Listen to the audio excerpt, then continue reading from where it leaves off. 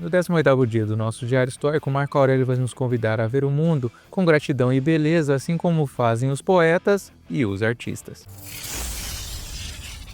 Eu sou Patrick, seja bem-vindo ao canal Só no Papiro, um canal que promove o desenvolvimento pessoal por meio de análises literárias. Seguindo a nossa série sobre o Diário Estoico, estamos no dia 18 de janeiro. Janeiro vai lembrar que é um mês que a gente está falando sobre a clareza. Então, a nossa lição de hoje é Veja o mundo como poetas e artistas. Então, o Marco Aurélio vai dizer para a gente o seguinte: passa por este breve fragmento de tempo em harmonia com a natureza e chega a teu lugar final de repouso graciosamente. Assim como uma azeitona madura pode cair, louvando a terra que a alimentou e grata à árvore que lhe permitiu crescer. Quando os estoicos falam em viver de acordo com a natureza, viver em harmonia com a natureza, eles estão falando sobre a razão universal. Essa razão universal, ela seria o quê? Seria o organismo vivo que é governado por leis racionais e imutáveis. E me lembra muito o quê? O Kybalion, tá bem? Quando eu fiz a resenha, a gente viu que tem 7 leis universais que regem o universo. Isso não tem nada a ver com religião, tá, pessoal? Essas leis existem, independentemente da gente acreditar nelas ou não. E se você quer saber mais sobre quais são essas 7 leis, então pesquise no YouTube por Só no Papiro Kybalion que você vai saber mais sobre isso. Então, quando a gente fala sobre essa questão da harmonia entre o ser humano e a natureza, nós falamos que o homem ele tem um logos interno, ou seja, uma razão interna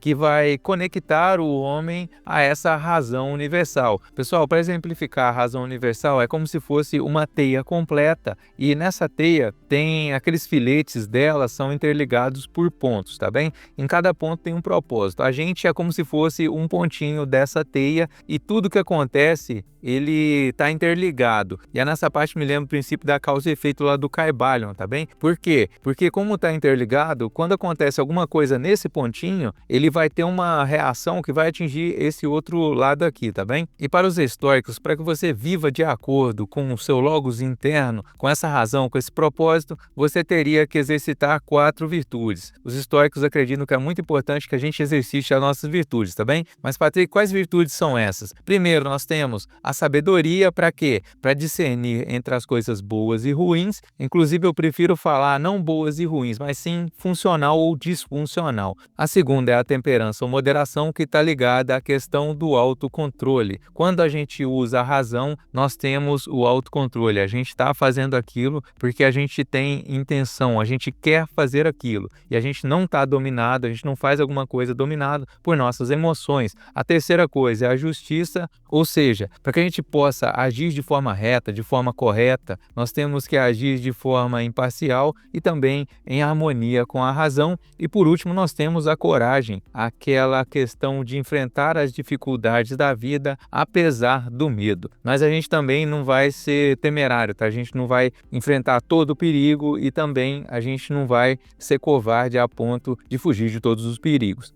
Que demais! E assim como ocorre com esse exemplo da azeitona, quando as condições necessárias elas são alcançadas, então você acaba se tornando o quê? Você se torna maduro o suficiente para cair, ou seja, para ser independente, para pensar por si próprio, para fazer as coisas de acordo com aquilo que você pensa, seguindo essas virtudes, é claro. Além disso, você vai louvar o destino, ou também chamado de Deus, de acordo com a sua religião, agradecendo pelo fato de você estar vivo, de você ter essa oportunidade. Além disso, você vai agradecer aquelas pessoas que o ajudaram no seu caminho à maturidade, sejam pais, cuidadores, avós, aquelas pessoas que foram importantes para que você alcançasse esse lugar. Concluindo, a mensagem que o Marco Aurélio deixa para a gente é que a gente pode ver a vida como os poetas e artistas, admirando a sua beleza e também sendo gratos àquelas pessoas que nos ajudaram. E se você é uma daquelas pessoas que falam que não pediu para nascer, pessoal, certa vez eu ouvi uma coisa muito interessante, tá? A pessoa chegou para mim e falou assim: é um absurdo esse negócio aí, que a pessoa fala que não pediu para nascer,